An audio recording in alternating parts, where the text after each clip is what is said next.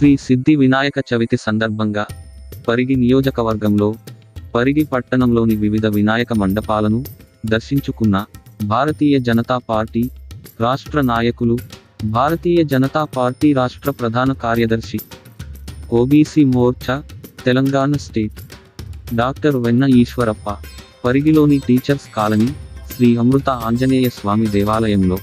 ప్రతిష్ఠించిన వినాయకుడిని BC colony Sri Veeranjaneya Vinayaka youth association ఆధ్వర్యంలో ఏర్పాటు చేసిన వినాయకుడిని